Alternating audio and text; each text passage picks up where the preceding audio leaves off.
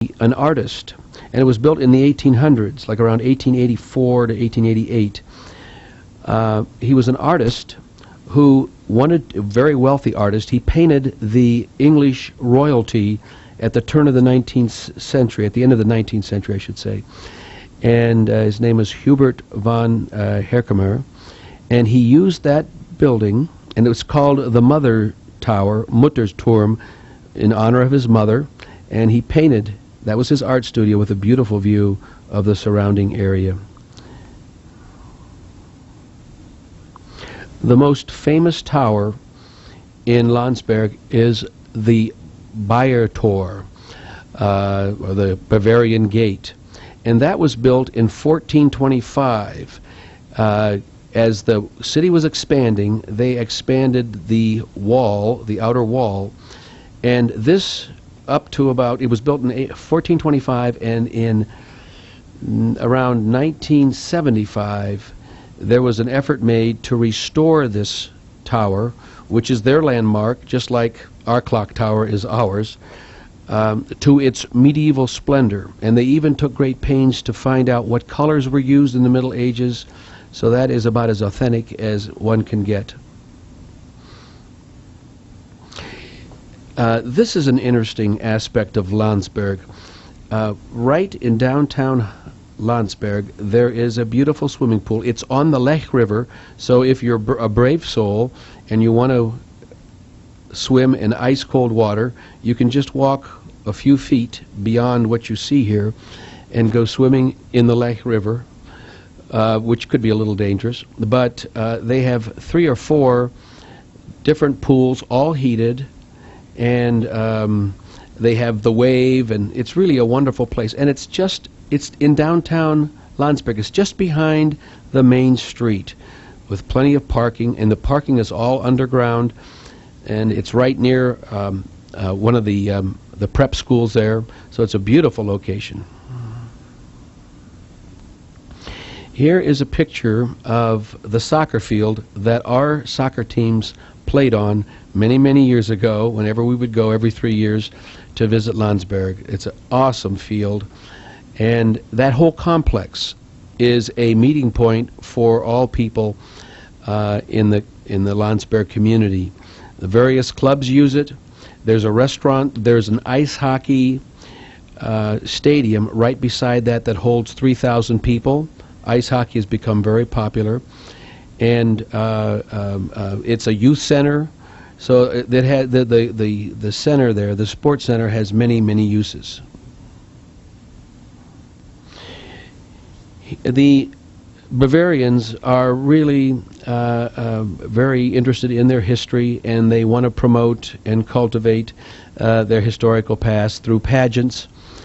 And the Rutenfest is the largest children's festival where you dress up as in medieval costume in all of Europe.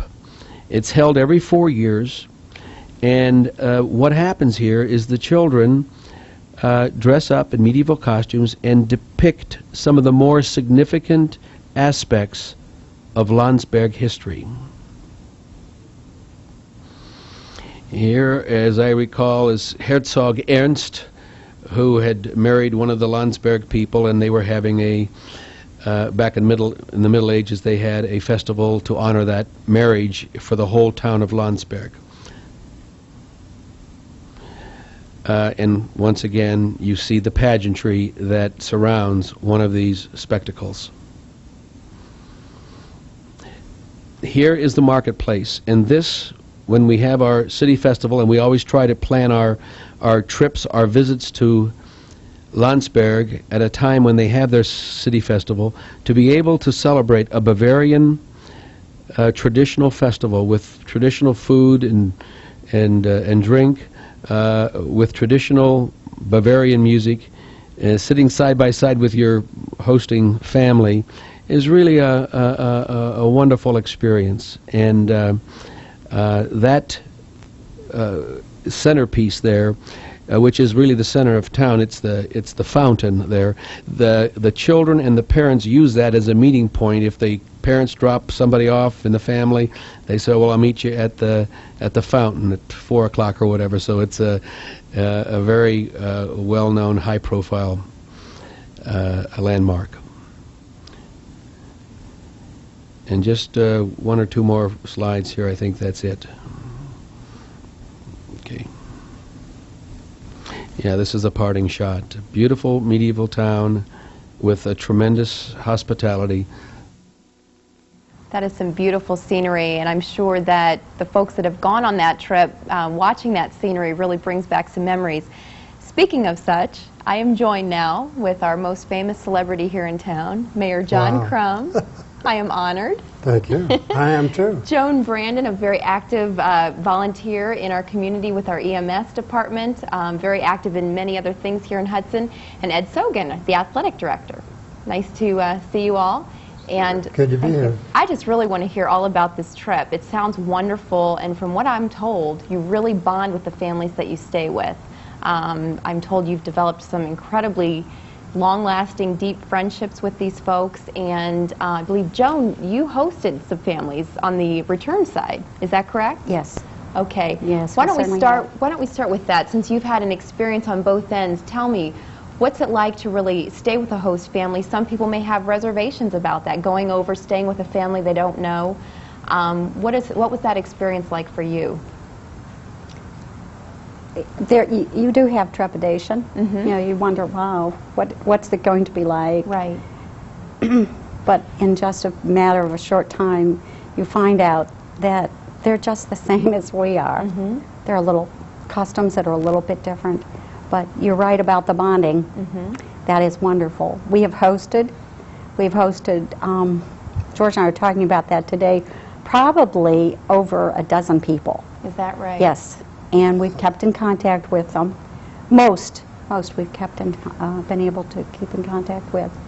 The trip with Roland is wonderful, and we've learned a lot meeting with the people and living with them. Mm-hmm. And if there's something most that I've received out of this is the bonding.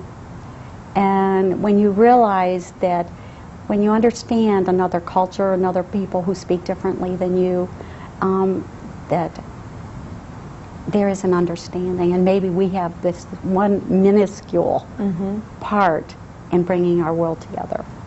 That's very well put, because as I hear you speak about that, and I can see how emotional it even makes you, remembering back to your experiences. And when you think about taking a trip and actually living the life with these people, you're not just calling a travel agent and getting on a plane and going and staying in a hotel. You are really living the life and experiencing Germany, the real Germany. Yeah. Yes. And it sounds like a life-changing experience. It's incredible. And to have that as our sister city, I assume you would do it again. Oh yes. That's what I've heard from everyone that's gone on the trip. We've been with Roland for four times. Is that right? So that tells you something. Yes, it sure does. It sure does. Well, Mayor Crum, I understand you've offered to host everyone that comes back this year at your house. Is that true? And do all the cooking? I'd love to host all of them, but our relationship with Landsberg goes back to about 1994, when the Landsberg Band was coming to Hudson, and Oberburgermeister Franz Ressler and his wife Avie were coming with the band. Unfortunately, Mayor Bayless had to be out of town at the time. Roland asked me if we could host the Wrestleys, and we thought about 30 seconds and said, of course. Sure. So they came, spent a week with us in our home, and it's just as though the old expression, we fall in love, we fell into a friendship. Yes. And then 2 years later, Marcy and I visited Landsberg, spent a week almost in the Wrestleys' home. They showed us around the beautiful city. This is one of the gems on the Romantische Strasse of many medieval towns. And then even the friendship has continued. 2 years ago, they joined us for a night in a little town called Andlau in Alsace-Lorraine. As a matter of fact, they'll be with us next week for 3 days and 2 nights right here in Hudson. Fantastic. So we have a very deep relationship with Landsberg, and I would urge anybody who happens to be watching this show, you couldn't spend a nicer 2 weeks than to go on Roland and Ingrid's and trip that they're arranging, because it's a spectacular experience. Sure. So, Now, Ed, from your experience, what would your interpretation be of taking this trip and what it's meant to you? We took the trip 3 years ago, and one of the things that I was a little hesitant in regards to going on a bus trip with 40 people from Hudson that I knew a little bit or didn't know at all. And one of the neat things about the trip, you talk about the relationship with the German people, but also the people that are on the trip. We had a ball. I remember going to Salzburg, and we're whistling all the Sound of Music tunes as we're going up to try to find the house where this all supposedly took place, and have had maintained relationships with those people also. And we have an email relationship with our host couple, the Eberleys, and Helga and Martin. We go back and forth a couple times a month and can exchange where our families are at and what's going on in our lives. So it was absolutely great. We visited so many neat places and stayed in great hotels and had great food and companionship, and the experience was unbelievable. That's fantastic. And you've brought up a very good point. You said about 40 folks went on the trip. That was one of my questions. I was curious how large the group is. It's a nice sized group, but it's still small enough to really get to know everyone. Right. That's nice. We'd go to dinner, and then there were times too that you went off and drifted off on your own and did a little sightseeing, etc. So it wasn't everybody marching off as a unified group. We did have some flexibility on the trip too. And I'm sure that's nice to hear too for some folks watching, as Roland and I were talking about. Some may be a little put off by a group tour. They may think it's a little too regimented, but you're saying there was plenty of free time to do what you wanted. Yeah, we rotated seats on the bus every day and got to know different people, and the front seat on the bus was a prestigious location, so everybody got a chance to sit up there too. That's great. Cool.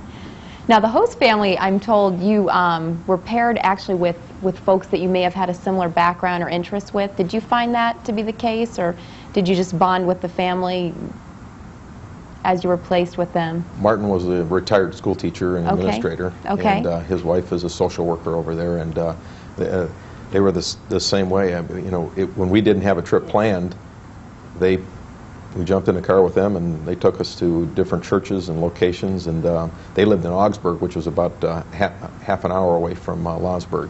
And we were able to see a different city and go through a lot of their town also to see the sights and all the things that would be ancient to us or commonplace to them. Right. We're excited about a century home, and theirs are 400 or 500 years old.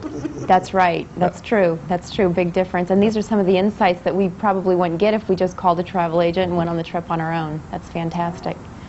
What was the weather like there, Mayor Crum? What was it like? You're going in July this year. The weather, I watch the weather almost every day in Paris and Zurich and Munich. It's very comparable to what we have here. Okay. We're in the same basic climate zone. So you get a cloudy day here, a day later there'll be a cloudy day in Landsberg and so forth. Okay. But it's, to me, more than the weather, it's just the setting of the town itself and the towns around there. And Bavaria, it's such a beautiful part of Germany. And I've seen quite a bit of Germany, but to me, this is the most scenic of all. Oh, it sounds like it. Sounds like it. How was the plane ride? How long was that? Do you remember? It was long. Plane rides are always too long. That's true. That's true. You just get through it and make the best of it. Right. And then once you get there, you have a wonderful time. Yeah, it's worth it. Yeah. It's worth it. And for the price, it sure includes a lot. Did you find that to be the case? It sounds like a great value to me. You can't beat it. it. You can't beat it. Yeah. No. And the language isn't a problem either, because the majority of people that own shops and restaurants, etc., in Germany speak English, and the communication was fine. That's so true. Our host families always wanted to broaden their English, so it made it very easy and more comfortable and so forth. I wanted to mention about the food too. It's wonderful. It's more of the presentation. I think you might agree with that. That they take such pride in their food and in their homes and so forth. That was important. It's important to me. I was going to ask about the food. Yeah. You It's can't not beat all that. Yeah. sauerbraten and canoodles, and that sort of thing.